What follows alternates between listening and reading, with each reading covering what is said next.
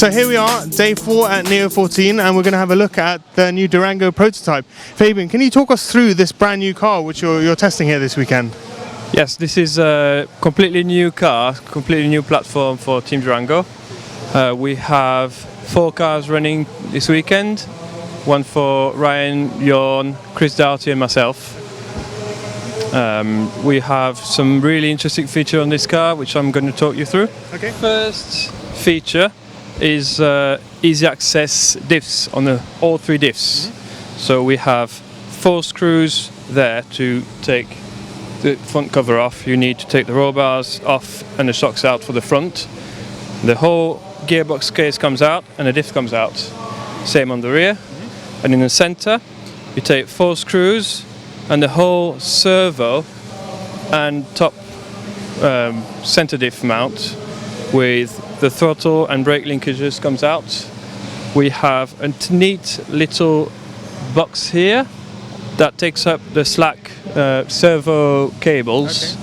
So with it keeps it nice and neat and tidy, basically. Nice and tidy. So you flick that off, take the cover off, and then the slack comes out. You can take your servo out, take your diff out, work on it, put it back on, put everything back on, and you never lose your brake linkages, you never take your servo horn out, so it's really, really good for that. And we also have a really interesting patent pending gear mesh assembly. So instead of moving the engine stays in place all the time, and then we move the center diff. So we have a nice little plate here where the center diff mounts onto, and that plate slides. So it's a completely different way of thinking. Instead of moving the engine, you're moving the gear mesh or the center diff, that is. Exactly. We think the engine is a really heavy part of the car and it shouldn't be moving to get the right weight distribution. And as I said earlier, it's very, very tightly packed here. We're talking forward weight bias, clearly. Yes, very forward weight bias. We have the receiver right behind the servo. The throttle servo is in quite a standard position.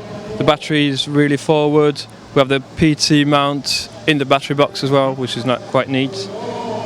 And a pivot ball steering system here, I see at the front. Pivot ball, yes. We've tested extensively, as you all know, and that was the best front end we found. It gives us the best combination of easy to drive and steering, and it's easy to tune as well. So if we move forward to obviously Neo 14 this weekend, this is absolutely the first time we've seen this car in the light of day. Mm-hmm. How's it gone so far? I think it's gone really well. We've built the cars this week.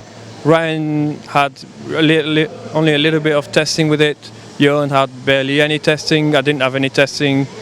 Chris did the BRCA National with his car, and that's all we had before the race. So to put 1 car in the quarters and 2 cars in the semis is a really good result, we think. So I mean, going into a race completely unknowing if it's going to fall to bits or all of a sudden be a star performer, clearly. Exactly. We expected to break things, and we have broken things this weekend, but we managed to keep going. All 4 cars are still running. Ryan, if we turn to you, how is it different to maybe the different Phantom cars we've seen you run in the past? Obviously, to very high caliber and very high speed.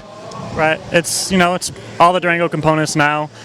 So I'm still kind of learning the pillow ball setup. It drives a little bit different.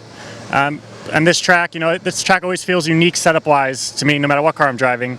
And so coming here with a fresh car and then trying to figure out the setup, it's coming along. We're getting it. I feel like every qualifier I've been in the top 10, I've had like a mistake every run, but it's still been pretty good results, and the car's very easy to drive. It's just about getting confidence and learning what setup changes to make it do what I want. How would you say, obviously, again, you can glean a lot more from later on in races, but how is it different? I mean, does it steer different? Is that the main thing, or is it just, everything, the whole package? Yeah, well, compared to our original car, it has a little bit better traction. It's wider, so it's more stable. The steering, the pillow ball, it gives a different kind of feel to steering. You can kind of get on it harder without upsetting the car so much. And this is also very forgiving on landings. You can land a little bit off and it'll absorb it and soak it up better. So I think it's gonna be good once we just learn setups, Well, you seem very optimistic just by body language and everything like that. It's obviously first race and it's going very well so far. Yeah, it's been good. I mean, making the semis, qualifying 9th overall, and I think I'm in a very hard semi, but I think I have a really good shot at making the main, and doing it really good. We wish you the best of luck in that difficult semi. And if we just turn to Fabien again, what have you? I mean, going into this weekend, you must have been pretty nervous, to be honest. Not knowing what to expect. What were your targets before the race? What are your targets now? We're looking at semis in the final now. Our targets was to really see what the pace of the car was.